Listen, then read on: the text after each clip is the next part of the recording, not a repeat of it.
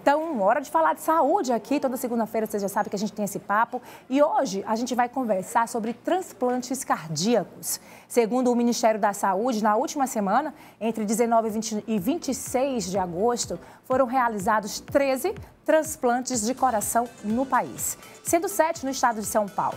O caso do apresentador Fausto Silva, que neste domingo recebeu um novo coração após constatada aí a compatibilidade necessária para o procedimento, acabou repercutindo, em todo o Brasil. E para a gente entender um pouquinho mais sobre este procedimento que foi realizado e também como funciona essa fila de espera pelo órgão aqui no país, a gente está recebendo aqui o médico cardiologista, o Dr. Calbi Medeiros. Tudo bom, Dr. Calbi?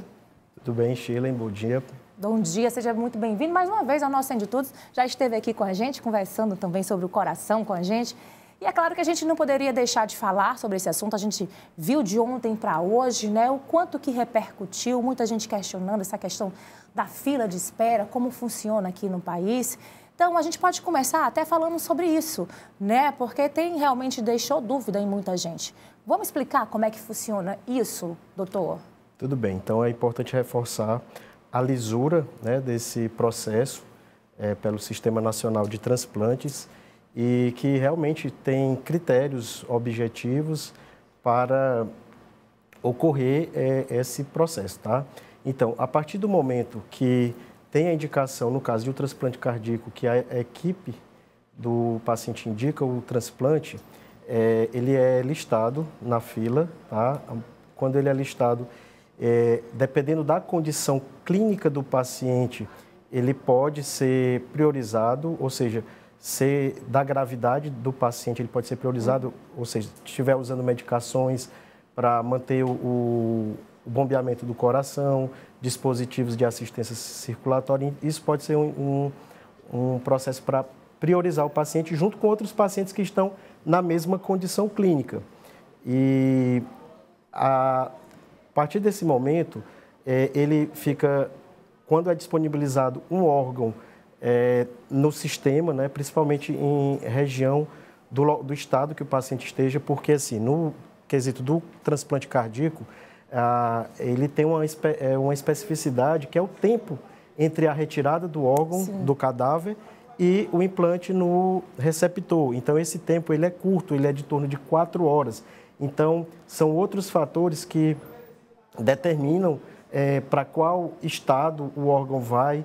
No caso do coração, geralmente para o próprio estado onde ocorre a captação, a doação. Então, para a gente entender, gente, são muitos pré-requisitos, E de repente, por conta disso, aquele que está em primeiro lugar, não é ele que vai ser atendido de imediato, justamente por isso que o senhor explicou. Tem que ver a compatibilidade do órgão, depende da idade, tem uma série de fatores, doutor? Por isso que a gente tem que entender que, na verdade, não é aquela fila que a gente imagina, primeiro, segundo, São vários critérios, doutor? Perfeito, exatamente. Existe aí também a compatibilidade de sangue, então, o tipo sanguíneo do paciente, a compatibilidade de tamanho, ou seja, especificidade para a idade do paciente, adulto ou criança, jovem. Então, existe também essa compatibilidade e tem um tempo mínimo a partir da disponibilização daquele órgão para definir isso. Então, às vezes o paciente que está o primeiro da fila, ele não é compatível com o órgão que está disponível e é passado para o segundo, para o terceiro, para o quarto e assim sucessivamente. Inclusive, a informação que a gente tem é que esse órgão que acabou sendo implantado no coração do apresentador, ele era para um outro paciente que a família acabou recusando por algum critério que não servia para aquele paciente, e aí foi a vez do apresentador Fausto Silva. Na verdade, esse termo de recusa, na verdade, foi a equipe ou, na verdade, o Sistema Nacional pela condição do paciente. Então, possivelmente, teve algum critério que aquele coração não era o adequado para aquele paciente. Então, quando ocorre isso, a equipe que está assistindo o paciente, ele libera o órgão para o seguinte. Isso é feito de forma automática no sistema, a partir dos critérios. E, por isso, o Ministério da Saúde reforçou essa lisura desses critérios que são informados no sistema, que é um sistema auditável, Então, é importante frisar isso. Na verdade, só reforçando que não seria, idealmente, a família. Sim. No caso, seria a equipe num contexto de o coração, talvez por algum grau de incompatibilidade, ele informar que o órgão não era o ideal para aquele paciente. Então, ele vai passando na fila. Inclusive, a gente, pesquisando, né, para a gente basear aqui a nossa entrevista, eu vi que a média, né, de tempo que um paciente espera aqui no país é em cerca de 30 dias. E a gente imagina que é mais, né? Então, existe mais ou menos esse tempo médio, doutor? Exato. Então, assim, quando a gente fala de transplante de órgãos, existem os outros órgãos, os rins, tecidos como a córnea, o fígado. Então, a fila é muito grande, principalmente nesses órgãos como o rim, que a fila é acima de 30 mil pessoas aguardando, o fígado em torno de 10, 12 mil, por aí. E o coração, atualmente, tem em torno de 360 pessoas no país todo. Em São Paulo, acho que é onde tem a maioria, tem 200. E essa fila, por exemplo, que foi informado que nos últimos 10 dias, só em uma semana foram transplantados 7 corações. E, assim como o caso do apresentador, tem vários casos em que o paciente é listado na fila e, pelos critérios clínicos de gravidade, ele é priorizado e o coração é disponibilizado em menos de uma semana. Outra coisa que pode fazer o paciente demorar muito tempo, ele não está apto por algum fator como uma infecção, que pode piorar a condição clínica do paciente. Então, o coração, ele vai o transplante, o órgão novo, ele vai resolver o problema, vamos dizer assim, do coração do paciente. Ele não vai resolver o problema dos outros órgãos. Então, se o paciente tiver outras comorbidades ou tiver piorado por uma infecção que tinha comprometido os outros órgãos, colocar um coração saudável nesse paciente talvez não vai ter o resultado que a gente objetiva com o transplante de um órgão novo. E por que a gente está fazendo questão de bater nessa tecla aqui? Porque a gente sabe que quando se coloca em xeque, né, quando começam a surgir dúvidas, né, sobre a lisura desse processo, desse sistema, né, coloca em xeque e as pessoas ficam duvidosas e isso pode ter reflexo na questão da doação mesmo. A gente sabe que a gente precisa aumentar muito o número de doadores aqui no país, por isso essa preocupação também do Ministério da Saúde de deixar tudo claro, né, esclarecer de que forma realmente funciona todo esse processo, né, doutor?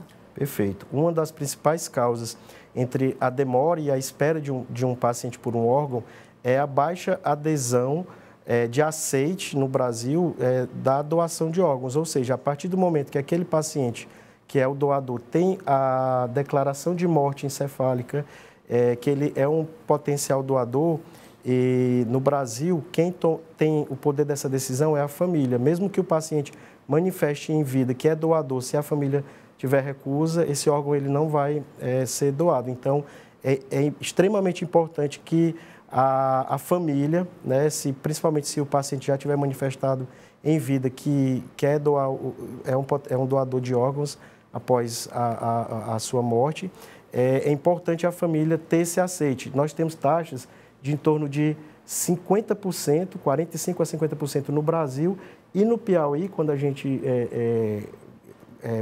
reporta aqui para o nosso estado, a gente tem uma taxa de 60% de recusa a partir do momento que o paciente é um potencial doador.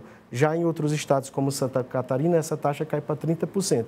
Então, a gente vê a importância da população dar credibilidade a esse sistema nacional de transplante, enfatizar a importância de, a partir do momento da constatação da morte cefálica, que o paciente ser um potencial doador, o aceite, ou seja, aceitar a doação de órgãos é salvar outras vidas. Os órgãos doados, eles podem salvar até 5 a 8 vidas, melhorar a qualidade de vida de até 5 a 8 pacientes. De certa forma, isso já aconteceu outras vezes, né? Aquela pessoa que, teoricamente, tinha entrado mais recentemente na fila, acabou sendo beneficiado primeiro por conta de tudo isso que a gente já explicou.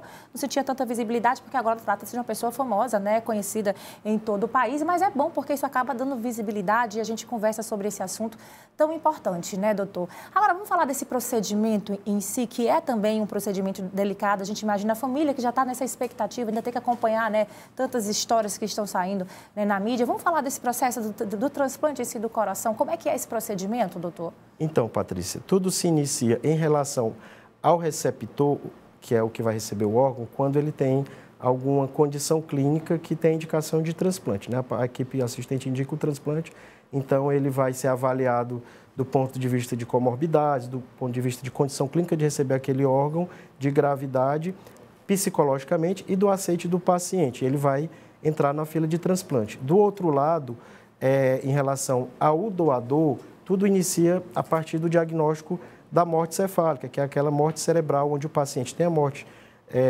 como eu disse, do cérebro e os órgãos ainda estão batendo e então ele pode ser um doador. Então, a partir dessa constatação da morte encefálica e o paciente for um potencial doador, a família, existem órgãos de procura de órgãos, CIDOT, que são órgãos para ajudar nessa captação, que conversam com a família, né, e em busca do aceite da doação. A partir do aceite positivo, esse paciente ele é destinado para a captação dos órgãos. Então, dependendo do local que ele esteja, por exemplo, no nosso estado, a gente faz transplantes de rins e córneas e faz captação de fígado também. Porém, o fígado não fica no estado por algumas condições ainda da realização de transplante aqui. Então, ele vai, para você ver, o tempo de isquemia, que é o tempo que o órgão é retirado do doador e para o receptor, ele varia de órgão. No rim, esse tempo é de 36 até 48 horas. Então, por isso, é maior, pode ser, o órgão pode ser destinado até para outros estados, tem condição de transporte. O fígado, ele tem um tempo intermediário menor, no caso, até 12 horas. Já o coração é até 4 horas. Então, daí dá para a gente entender também porque, por exemplo, um órgão que é captado aqui dificilmente vai conseguir chegar em outro estado. Então, a melhor forma de ter um aumento e um andamento maior na fila é realmente aumentar o número de doações. E é importante que você ressalte também que é um sistema único, né? A única forma de se fazer transplante aqui no país é através do Sistema Único de Saúde. Não existe por médico particular, isso não acontece, né? É bom que se deixe claro também isso, né, doutor? Exato. O atendimento da equipe que vai indicar o transplante, ele pode ser feito por via privada e tudo, mas a partir do momento que o paciente tem indicação, ele entra na fila da Central Nacional, que é pública e é única. Então, o que vai definir realmente esse processo é através dessa fila única, que é uma fila séria, tá? Diga-se de passagem, uma fila auditável e que acho que nesse caso, né, do apresentador, o que a gente tem que reforçar é realmente ver que o sistema único funciona.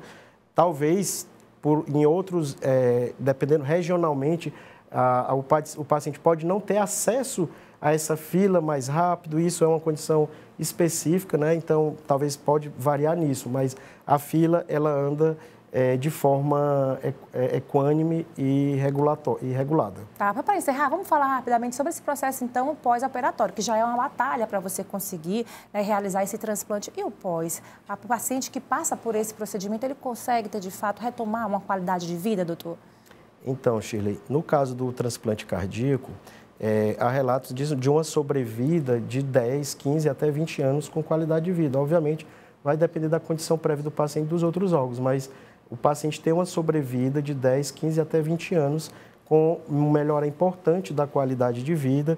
Obviamente, nas primeiras horas, ele tem uma chance de rejeição aguda, né, ou de complicações pós-operatórias.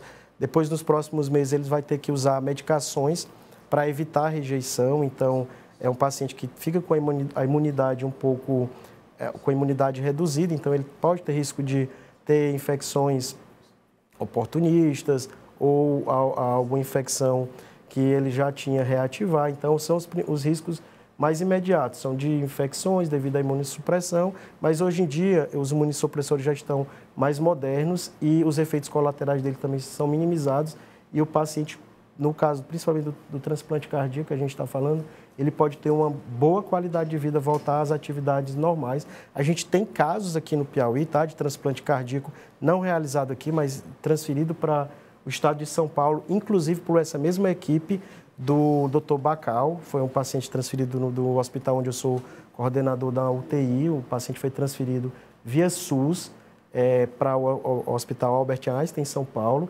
Ele fez o procedimento e ele chegou, tratou a infecção, aguardou melhorar a infecção e, a partir do momento que ele entrou na fila, foi menos de 30 dias para ele ser transplantado. Então, é um caso que a gente pode mencionar aqui do nosso estado, que entrou na fila e recebeu o transplante antes de 30 dias. Olha aí, doutor Calbi, muito obrigado pelas informações. É importante que a gente fale isso, que fale isso, né, que o sistema é confiável, né, que a gente pode sim acreditar nesse sistema e que funciona bem aqui no país. Obrigada pela sua participação. Eu que agradeço. Tá certo.